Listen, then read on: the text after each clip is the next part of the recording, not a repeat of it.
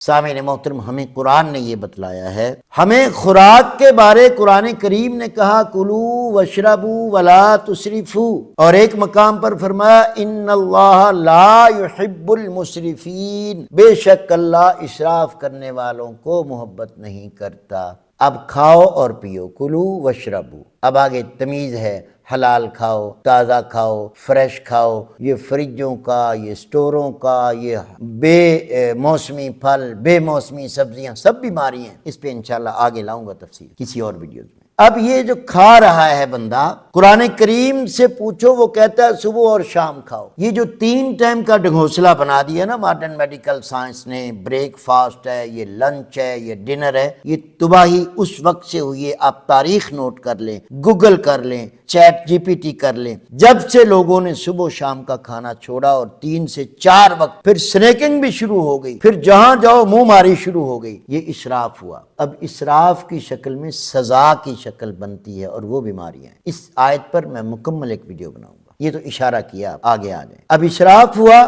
چھوٹا سا معدہ ہے، تھوڑے چھوٹے چھوٹے گلینڈ ہیں، ان کے الگ الگ کام ہے، انہوں نے آرام بھی کرنا ہے۔ اب انسان ٹھونسے جا رہا ہے، معدہ برداشت کرتے کرتے، لیور برداشت کرتے کرتے، فیٹ بناتے بناتے، پتہ نہیں خود سے کیا بیچارہ اکڑ جاتا ہے، پھٹ جاتا ہے، پھول جاتا ہے، ہمت ہار کے پھر لیور فیل، ہمت ہار گئی کڈنی فیل، ہمت ہار گئے دل کا اٹیک، ہمت ہار گیا فالج۔ اب یہ کیا ہے؟ جب تک غذا آپ نے جو کھائی ہے، سن لیجئے کان کھول کر، جو غذا آپ نے کھائی ہے، یہ اصول غذا بتا رہا ہوں، سنیے گا، اس غذا کی جتنی کوانٹٹی، جتنی مقدار آپ نے کھائی، فور ایگزامپل آپ نے ایک وقت میں 3 روٹیاں کھا لی ہیں، طب یونانی یہ کہتی ہے جب تک دوبارہ ان 3 روٹیوں جتنی بھوک نہ لگے، انسان کو غذا نہیں کھانی چاہیے۔ وہ خون نہیں بنے گا، وہ خمیر بنے گا، وہ تیزاب بنے گا، وہ زہر بنے گا،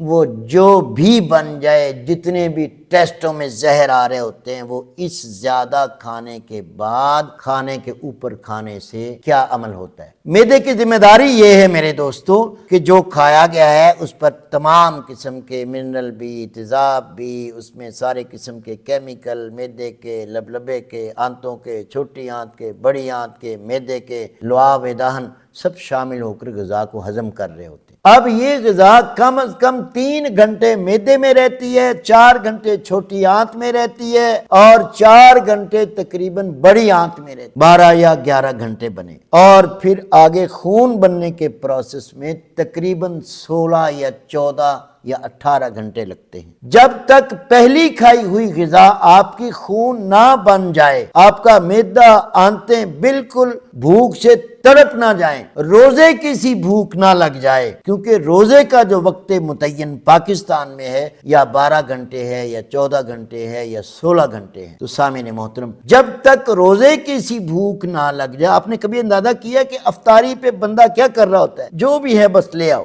یہ بھوک ہے۔ اب جو غذا کا رنگ دیکھ کر، غذا کی خوشبو دیکھ کر، غذا کے ذائقے دیکھ کر وہ منہ میں پانی آتا ہے، وہ منہ میں پانی آنا تو اور چیز ہے، یہ بھوک نہیں ہے۔ بھوک تب ہے پیاز ہو، اچار ہو، شکر ہو، گڑ ہو، سادی روٹی ہو، مسی روٹی ہو، دالیں پکی ہو، کھا جاؤ۔ 3 روٹیاں کھائی ہیں تو دوبارہ جب تک 3 کی بھوک نہ لگے روٹی نہ کھائیں، خدا کی قسم کھاتا ہوں آپ بیماریوں سے جان نہیں چھڑا پائیں گے۔ مطب ابن طبیب پر free online check up کیا جاتا ہے۔ ابھی ہمارے واٹس ایپ نمبر پر رابطہ کریں اور گھر بیٹھے اپنا مزاج معلوم کریں۔ اپنے مزاج کے مطابق غذائی چارٹ یا دوا کا کورس منگوائیں۔ آئیں فطری اور قدرتی طریقہ علاج کی طرف، مطب ابن طبیب کے ساتھ۔